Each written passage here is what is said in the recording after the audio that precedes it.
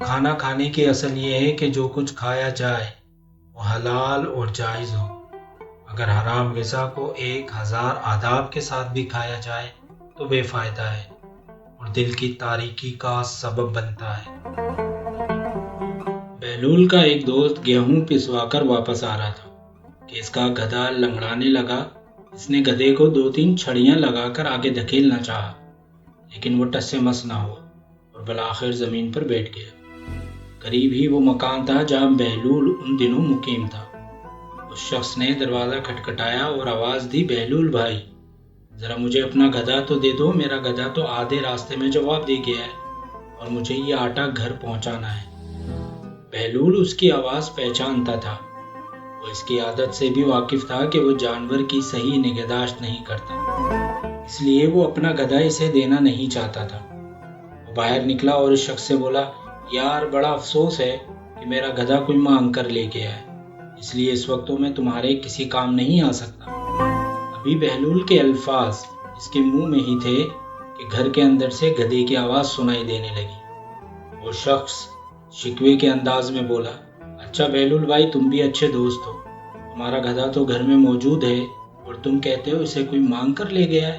بہلول نے اسی کے لہجے میں جواب دیا، اور تم بھی بہت اچھے دوست ہو، میرا تمہارا 50 سال کا ساتھ ہے اور تم میری بات پر یقین نہیں کر رہے اور گدھے کی بات ماننے پر تیار ہو۔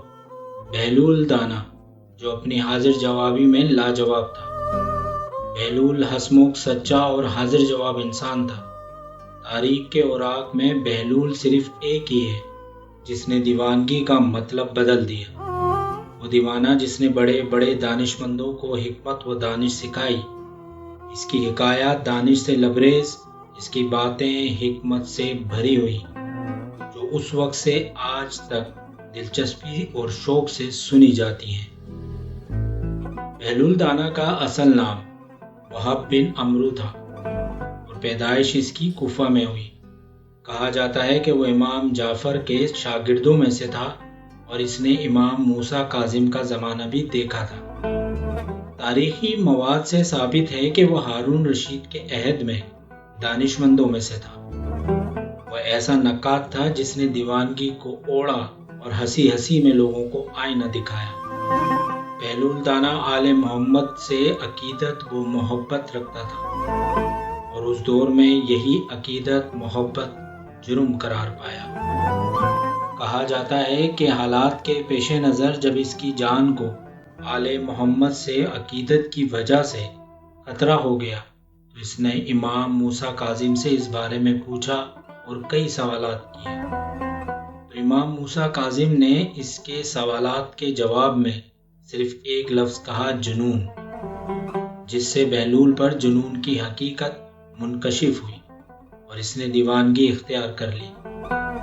اس دیوانگی میں ہی جرأت و بے باکی حق گوئی اس کا علم و نشان بن گئی اور وہ بادشاہوں وزیروں پر کھل کر مذاق مذاق میں تنقید کرتا تھا۔ اس کی دانش مندی اور ذہانت نے کبھی ایسا موقع نہیں دیا کہ اس کے کسی لفظ پر پکڑ کی جا سکے۔ وہ بہترین حصے مزاح رکھتا تھا اور اس کی گہری نظر حالات، واقعات اور معاشرے پر بھی تھی۔ وہ ایسا کردار بن گیا جو دیوانہ بھی ہے اور پاگل بھی کہلاتا ہے، اور لوگ اس کے فضل و کمال کے قائل بھی ہیں اور اس سے متاثر بھی ہیں۔ مشکل مسئلوں میں اس کی رائے کو بھی اہمیت دی جاتی۔ اس کے باوجود کوئی بھی یہ ثابت نہیں کر پاتا کہ یہ شخص دیوانہ نہیں ہے۔ یہی اس کا کمال تھا۔ وہ آل محمد کا دیوانہ تھا اور آل محمد کا ہی فیض اس پر تھا۔ خلیفہ بغداد ہارون رشید کو بہلول دانا سے ملنے کا بڑا اشتیاق تھا۔ ہارون رشید کو یہ خبر متواتر ملتی رہی تھی کہ وہب بن عمرو دیوانہ ہو گیا اور اس دیوانے کا نام زبان زد عام ہو چکا ہے۔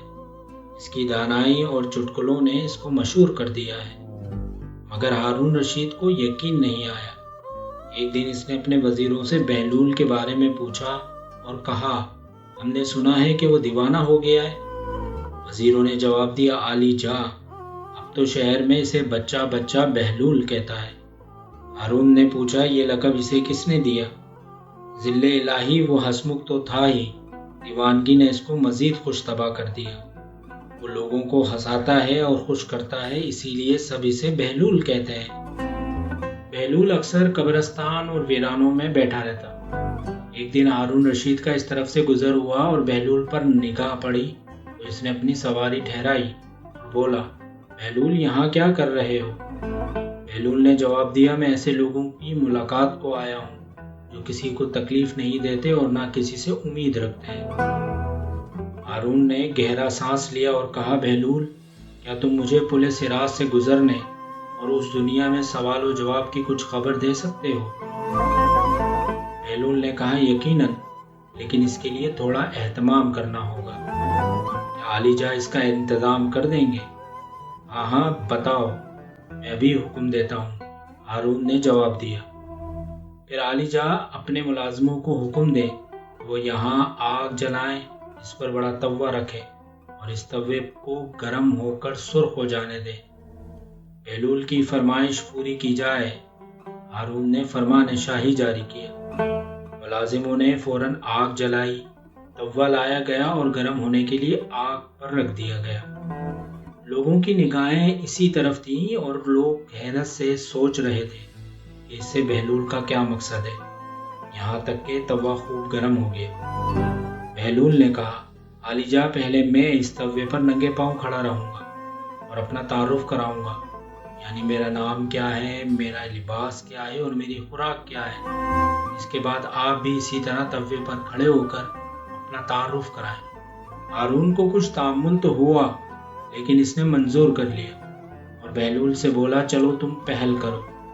بہلول تیزی سے توے پر کھڑا ہو گیا اور جلدی سے بولا، بہلول، خرقہ، جو کی روٹی اور سرکہ۔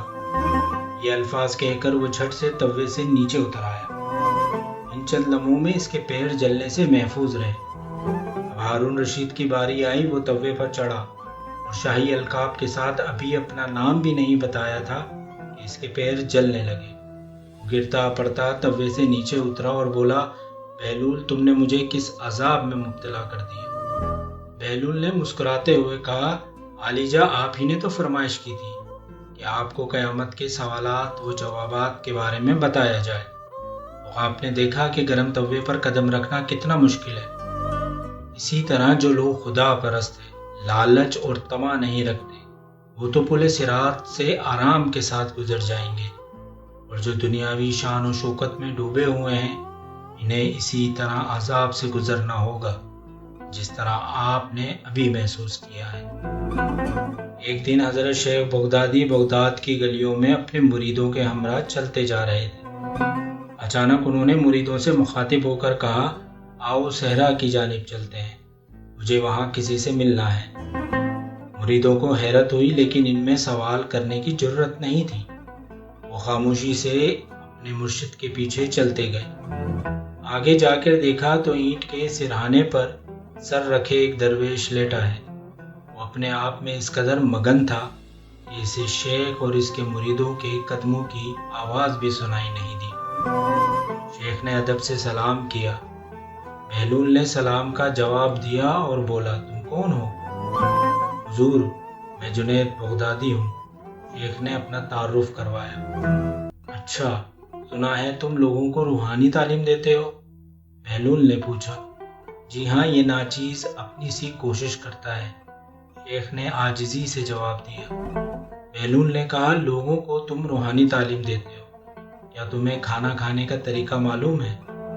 شیخ چونکے اور پھر سنبھل کر بولے، میں بسم اللہ کہہ کر شروع کرتا ہوں، اپنے سامنے سے کھاتا ہوں، چھوٹے چھوٹے لقمے لیتا ہوں اور کھانے میں شریک لوگوں کے نوالے نہیں گنتا۔ کھانا کھاتے ہوئے اللہ کی حمد کرتا ہوں۔ واہ بھائی واہ، کیا کہنے۔ بہلول سر جھٹک کر اٹھا اور اپنا دامن جھاڑ کر بولا، تم تو غفلت کے مرشد بنے پھرتے ہو اور تم کو ابھی تک کھانا کھانا بھی نہیں آتا۔ اس نے اتنا کہا اور آگے بڑھ گیا۔ شیخ کے مریدوں کو اس طرح اس کا کہنا بہت ناگوار معلوم ہوا۔ ان میں سے ایک غصے سے بولا، پیر و مرشد، یہ بہلول تو پاگل ہے، آپ اس کی بات کا خیال نہ کریں۔ شیخ نے سر ہلایا، یہ پاگل ضرور ہے، مگر ہزار دانش مندوں پر بھاری ہے، اس سے ہمیں بہت کچھ سیکھنا ہے۔ یہ کہہ کر شیخ بہلول دانا کے ساتھ چل پڑے۔ بہلول اپنی دھن میں مست چلتا چلا گیا۔ شیخ نے نہ اسے پکارا نہ روکا، یہاں تک کہ وہ ایک ویرانے میں جا بیٹھا۔ شیخ محتاط قدموں سے اس کے قریب پہنچے اور اسے سلام کیا۔ بہلول نے نگاہ اٹھائی اور پوچھا، تم کون ہو؟ میں شیخ بغدادی ہوں، جو کھانا کھانا بھی نہیں جانتا، انہوں نے اعترافاً کہا۔ بہلول نے بے نیازی سے کہا، کھانا کھانا تو تم کو آتا نہیں، کیا بات کرنا آتا ہے؟ شیخ نے جھجک کر جواب دیا، میرا خیال ہے میں کسی حد تک بات کرنا جانتا ہوں۔ سبحان اللہ، بتاؤ تم کس طرح گفتگو کرتے ہو؟ بہلول نے پوچھا۔ میں اعتدال کی حد تک بات کرتا ہوں، بے موقع اور بہت زیادہ نہیں بولتا، سامعین کی عقل اور سمجھ کے مطابق گفتگو کرتا ہوں، دنیا والوں کو اللہ اور اس کے رسول کی طرف بلاتا ہوں۔ شیخ نے کوشش کی کہ اس مرتبہ کوئی کسر نہ رہ جائے۔ بہلول بیزاری سے اٹھ کھڑا ہوا، عجیب شخص ہو تم، کھانا کھانا تو درکنار، تم کو تو بات کرنے کی بھی تمیز نہیں۔ اور اس نے اپنا دامن جھٹکا اور آگے بڑھ گیا۔ مریدوں کو ایک بار پھر سخت ناگوار گزرا۔ حضرت جنید بغدادی بہلول کے پیچھے چل دیے۔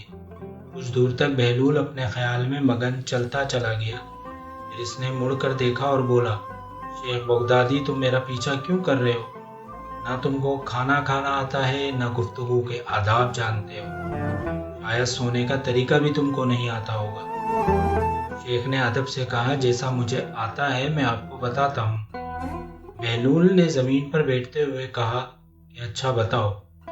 شیخ بھی بیٹھ گئے اور بولے، میں جب عشاء کی نماز پڑھ کر ورد و وظائف سے فارغ ہوتا ہوں تو سونے سے پہلے وہ آداب جو رسول اللہ اور دین کے بزرگوں کے طفیل ہم تک پہنچے ہیں وہ ادا کرتا ہوں۔ بہلول نے کہا، کمال ہے، ان حضرت کو تو سونا بھی نہیں آتا۔ اس نے اٹھنا چاہا لیکن شیخ بغدادی نے دامن پکڑ لیا اور منت کرنے لگے، جناب شیخ بہلول، خدا کے لیے تشریف رکھیے اور مجھے وہ سب تعلیم کیجیے جو میں نہیں جانتا۔ بلا شبہ آپ درست فرماتے ہیں، میں کچھ نہیں جانتا۔ بہلول مسکرایا، شیخ پہلے تم سب جاننے کا دعویٰ رکھتے تھے، اس لیے میں نے تم سے کنارہ کیا۔ اب تم نے اپنی ناواقفیت کا اعتراف کر لیا ہے تو تم کو سکھانے میں کوئی حرج نہیں۔ تو سنو، شیخ بغدادی نے کہا، میں ہمتن گوش ہوں۔ بہلول دانا نے کہا، تم نے کھانا کھانے کے آداب جو بیان کیے ہیں وہ سب فضول ہیں، جبکہ اصول کی اہمیت مسلم ہے۔ کھانا کھانے کی اصل یہ ہے کہ جو کچھ کھایا جائے وہ حلال اور جائز ہو۔